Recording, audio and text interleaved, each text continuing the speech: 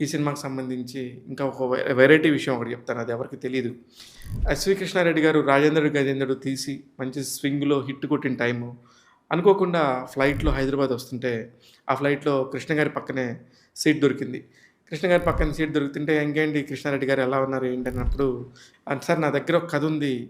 మహేష్ బాబు గారికైతే ఆ కథ బావుంటదని" చెప్పేసి అనగంగానే, "ఏంటి ఆ కథ చెప్పు" అని చెప్పగానే ఇంట్రెస్టింగ్‌గా చెప్పుకుంటూ వచ్చారు.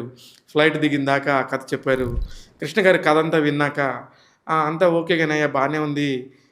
చేస్తే బానే ఉండొచ్చు కానీ, మా వాడు బా చదువుకుంటున్నాడు ఇప్పుడు. ఈ టైంలో చదువు డిస్టర్బ్ అయిద్దేమో" అని చెప్పేసి ఒకే ఒక్క కారణంతోని మహేష్ బాబు 'యమలీల' సినిమా చేయలేదు. మహేష్ బాబు గారికి తెలుసో తెలీదో కూడా తెలీదు కానీ, కృష్ణారెడ్డి గారు, కృష్ణ గారి మధ్య జరిగిన యొక్క కన్వర్జేషన్ ఇది. నటుడుగా 'అలీ' ఎంత ఎదిగిపోయారు, ఎన్ని సినిమాలు చేశారనేది అందరికీ తెలిసిందే. 1250 సినిమాల్లో నటించారు 'అలీ.' ఏదేమైనా కూడా నేను ఫస్ట్ టైమ్ అంత పెద్ద అమౌంట్ మొదటిసారి తీసుకున్నాను. హీరోగా నా తొలి రెమ్యూనరేషను రూ. 50,000 అని చెప్పేసి ఇప్పటికీ తనని తాను గుర్తు చేసుకోవటం అనేక సందర్భాల్లో మనం చూస్తాం. అలాగే ఈ సినిమాలో నటించిన హీరోయిన్ గూడా ఆ సినిమాలోని మొదటగా పరిచయం అయింది. అప్పుడు ఆమెకి కేవలం 14 సంవత్సరాలు మాత్రమే. 'నీ జీను ప్యాంటు చూసి బుల్లెమ్మ' అనే ఒక పాట అప్పటినుంచే రోల్ అవుతా ఉండింది.